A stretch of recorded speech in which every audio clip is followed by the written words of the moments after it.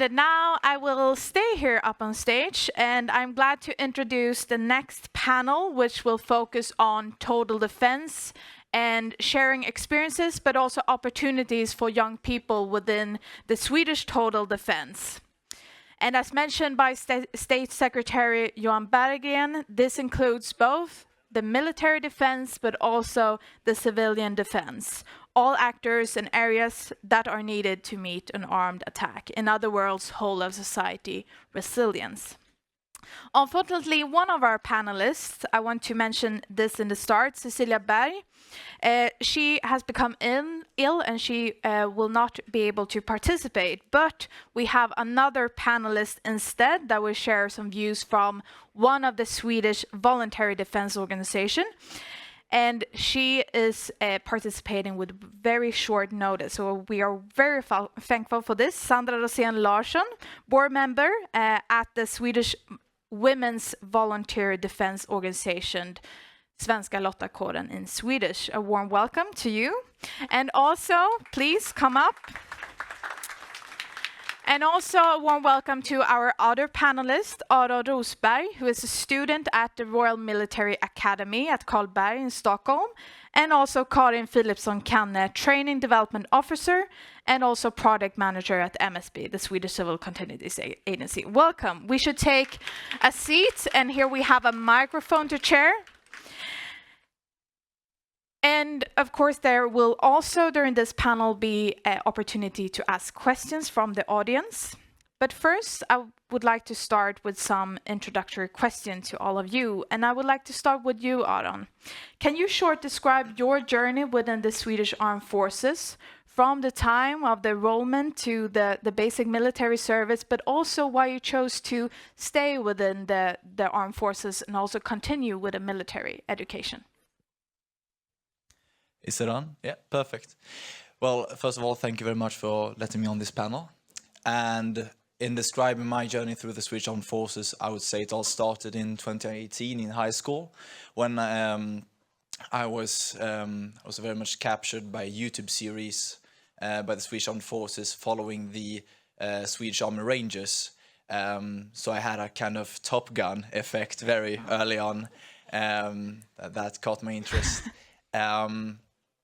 But yeah, I was very much fascinated about how these young men and women were challenging themselves.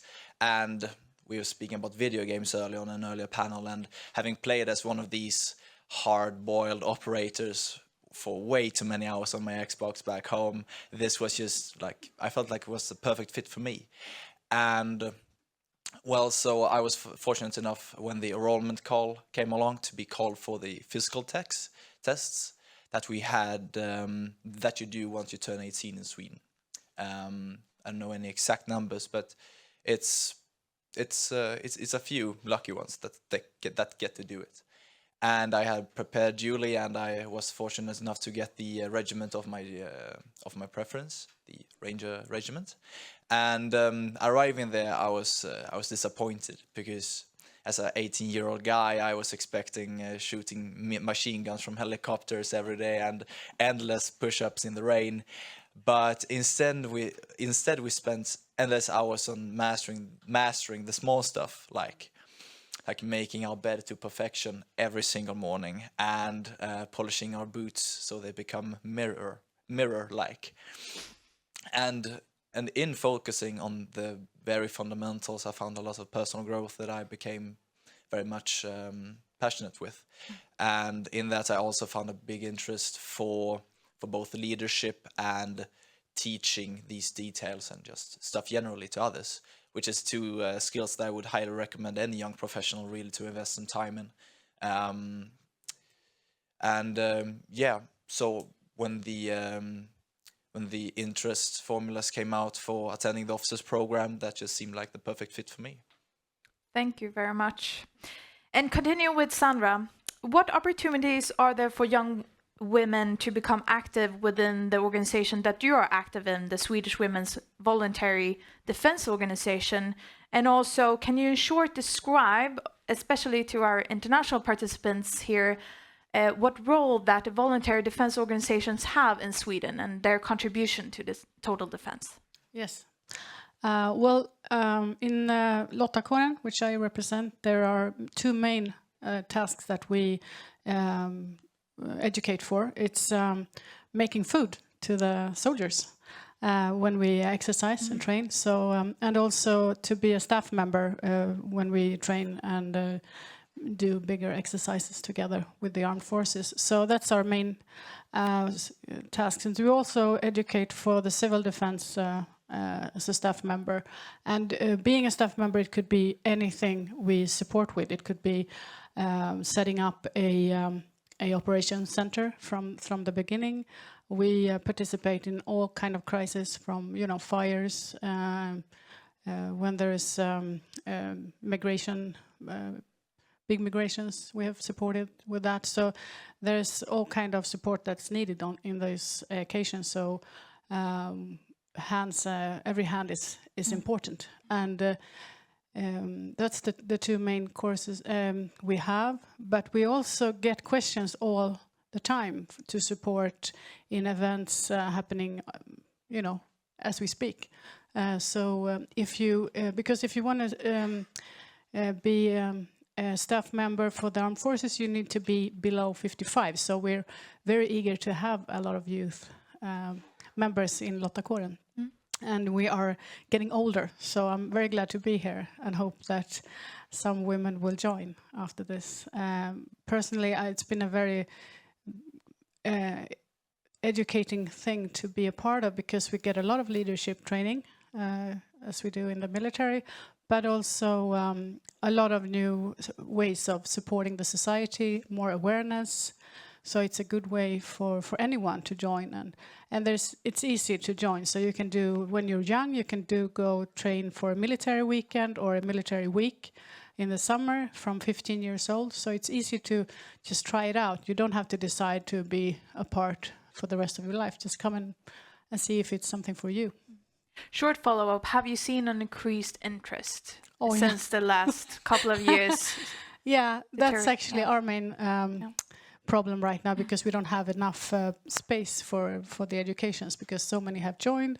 But we're going to get more money from next defense proposition. It's more money, and there are more places to start educating more, because that's it.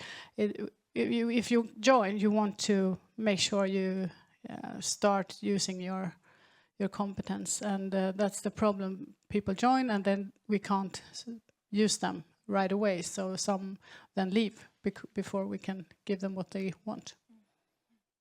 And in addition to the importance of the voluntary defense organization in Sweden, we have recently reactivation of the civil conscript. And Karin, you are working with the civil conscript reactivation when it comes to the rescue services.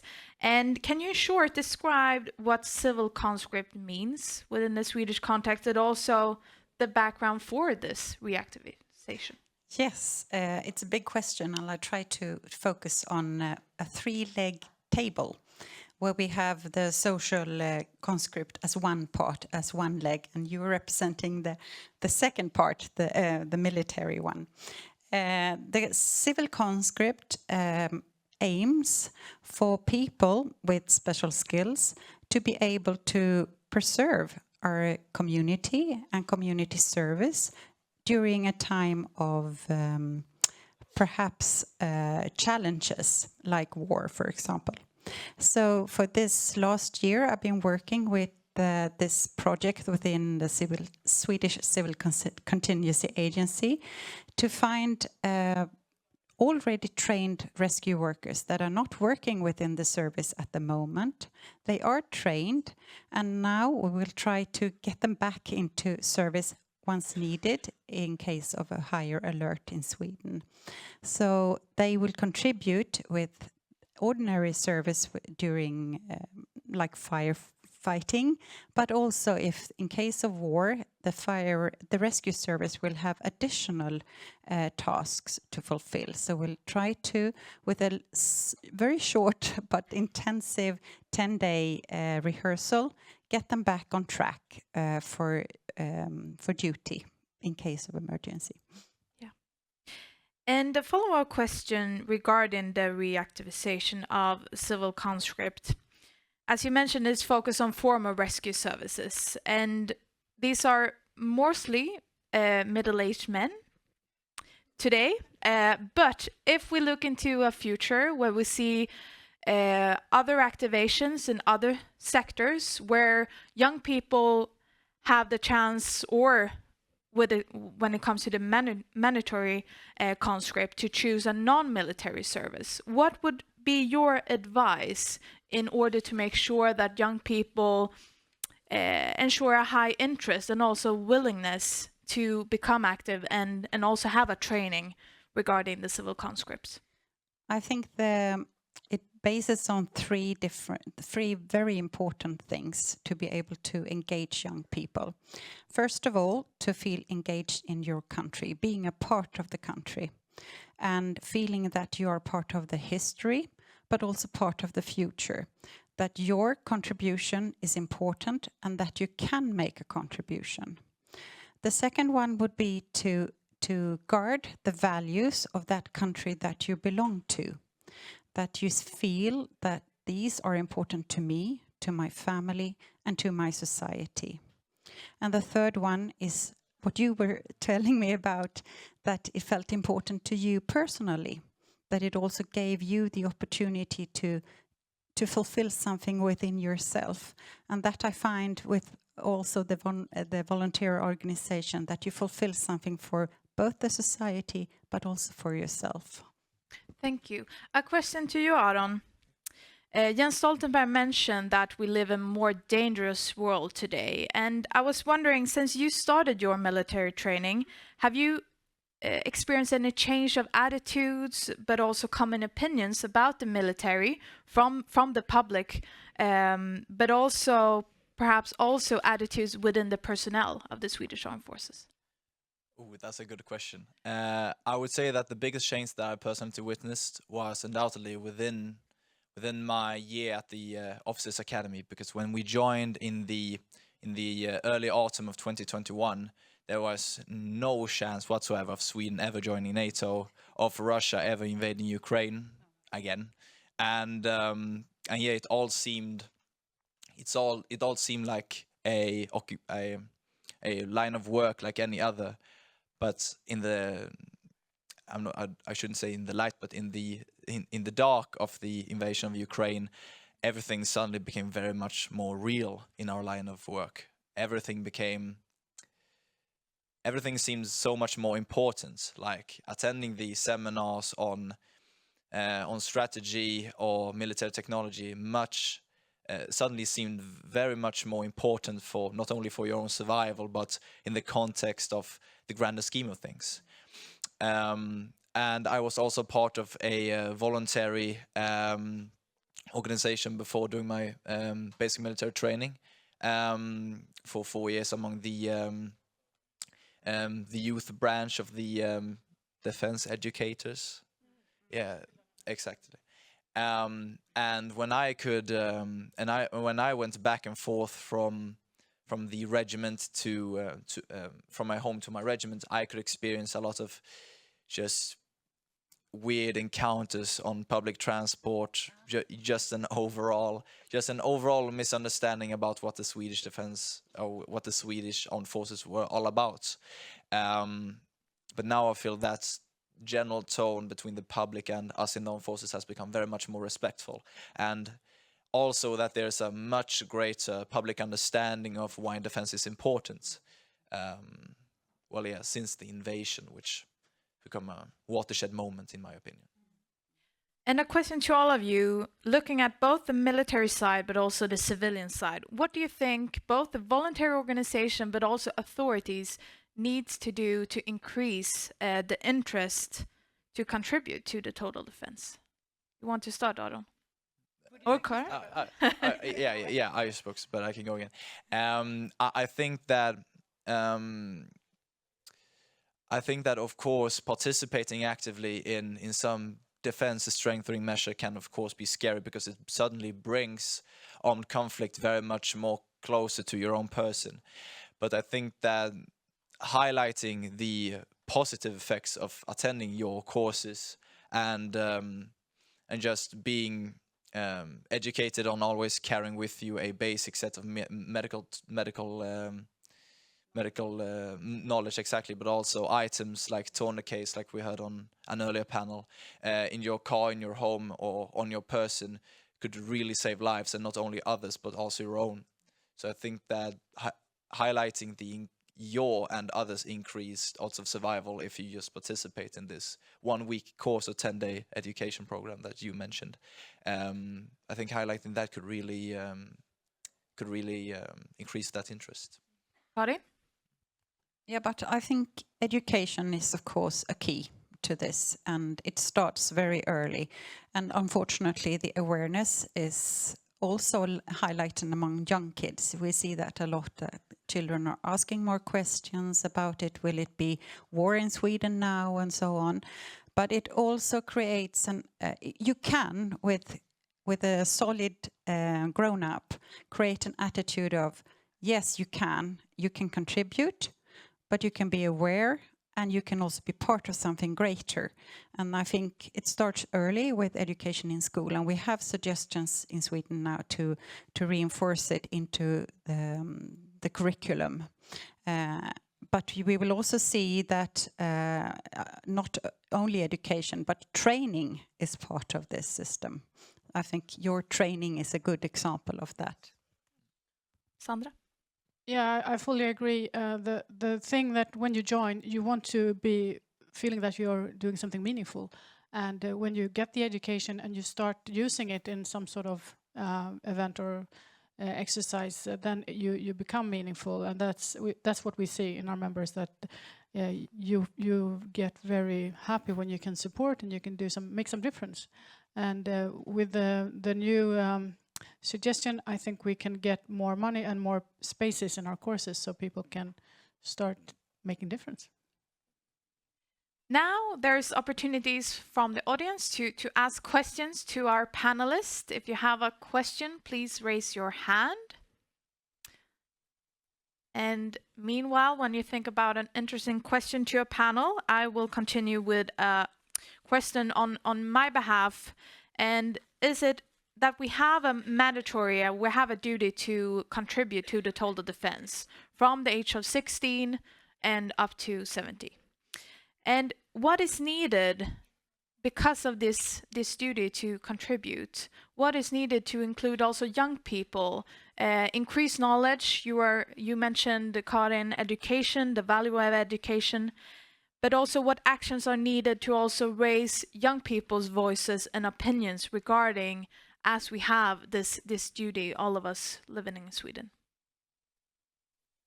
Who would like to start? Well, I can just say a few sentences. I think for us in Lotakåren, we need to have more activities for young people. We are an old organization right now. We need to be more attractive for young people. That's what we need to start with. I don't know how common it is in military forces abroad, but in Sweden we have a system in place aimed at elevating bottom-up feedback already, which is still a work in progress. But I think in the armed forces in Sweden, it's already well established. But I think it's important to account for addressing the opinions and also allowing those that perhaps may not be willing to also have their opinions and concerns addressed. And I believe that there's a fine compromise that we have in place in Sweden with our total defense system, where if you're opposed to carrying arms, you can still serve as a civilian. And I think that's a pretty good measure to answer your question. Thank you. I would say this summit is one part of this system. The youth summits and also the youth councils that you will have in other organizations. I find that very important to engage early on and to adopt to the bigger system, but have these opportunities where young people can tell and be listened to. A question also relating to NATO. What do you think that the Sweden NATO membership will mean both in general regarding our national defense and security policy, but also specifically mean for Swedish youth, both today but also in the upcoming future? Well, as a young person who was raised with the Swedish policy, with the very proud Swedish foreign policy of having a feminist foreign policy, we were very proud advocates for disarmament and non-alignment, and seeing that sort of take a backseat to actively joining a military alliance, I think that for young people today, like myself, means a sort of realignment in like our in the identity of our policy, and also what it will mean for Sweden to sort of find its voice in international affairs again, going from an advocate for disarmament and feminist foreign policy to now a member of NATO. And I think for young people that will like at the base level just highlight the importance of us bringing forward our ideas, because the sooner our ideas and our concerns reach our government, and that's relevant abroad too, the sooner Sweden can find its voice again in foreign affairs. So that's my take on it. Karin? No, I don't. Sandra, do you want to add? I think it's a very important question that you're asking. I don't have the answer, but I have a lot of discussions with my two sons about it. What you're saying, that there's a lot coming with this decision in forms of the identity of Sweden and what we have been and what we want to become. And I don't think we have the answer to how it's going to affect us fully. Yeah. Is there some question from the audience? No? I see no hands. Yeah, one hand in the back. Please go ahead when you receive the microphone. Hi. Okay, Hi. cool. My name is Walter. I'm from the United States. My question is actually from Aron, for Aron. As you begin your military career, and as Sweden is a part of NATO now, is there any particular country that you're looking forward to working with? From my experience, it's one of the best parts about being in the alliance is working with other countries. Good question. That's a very good question. I can tell from my experiences doing the officers program that the Americans sure know how to party. So that is one. So that's one aspect I look forward to seeing more of. But just practically, I mean, practically, I don't think the Swedish membership in NATO has changed very much for us working on the ground level. Sweden has been so closely partnered to NATO for so long, so all of our cooperations, like us partaking in exercises, that has been well established since long before I even had the idea of working in the military. But that said, working closer to our Scandinavian brothers and sisters in Finland, Denmark and Norway is always a pleasure. And yeah, I'm looking forward to work more closer. Yeah, more closely. Thank you. With the countries that I've not had the opportunity yet to work very much with. Thank you for very the much. question. A final question to all of you. What would you say are the biggest concerns, both for the military but also the civilian side, regarding the current process to staff the total defense with educated and skilled personnel? You mentioned this earlier, Sandra, but do you want to elaborate? I would say what you were talking about, the face, that so many more are showing interest, and the not yet parallel system to adopt them. That would be something that would concern us a lot. But also time, of course, and money is there. But also if setting up a system is going to be rapidly done, it has to be well thought about. And we were talking about it earlier today, that sometimes you have to sit down and think a little bit about it. But as you know, time is not there to think a lot, time to act.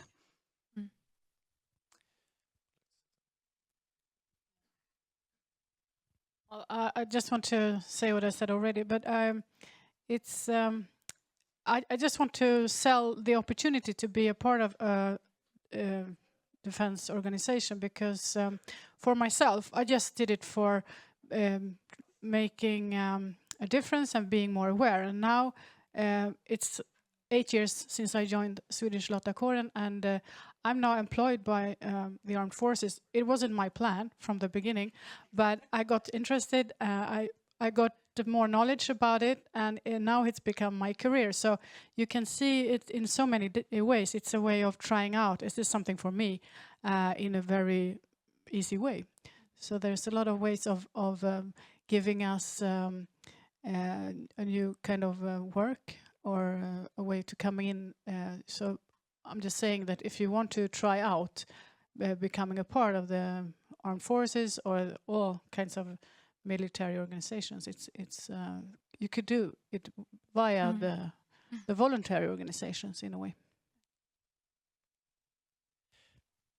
Yeah, just to end on that final note, I think the challenge for any organization to fully staff, like you said, it's always a matter of finding the balance between finding the right time for the time that the education takes to staff, but at the same time ensuring the quality of the personnel that gets educated. I think that is sort of the balance that we are still trying to find in Sweden, and of course it's an international problem. But yeah, I think that finding the answer to that question would provide the key to staffing educatedly. Yeah, another challenge, I've had the opportunity to interview a lot of people that are soon to be joining the military forces, and they are very aware, the young people today. So we have a challenge to sort of meet their requirements, because they have a lot of awareness, and we need to be able to take care of their questions and make them safe and have trust for what we're doing. Thank you very much, Sandra Rosén Larsson, Aron Roosberg, Karin Philipsson Kanne, for taking part in this panel, sharing your experiences and knowledge. And also, I would like to mention that you will stay during the mingle, and also the other panelists from the earlier panel, Carlo and Ioana, is also here to answer some additional questions to continue the dialogue. Warm applause to the panelists.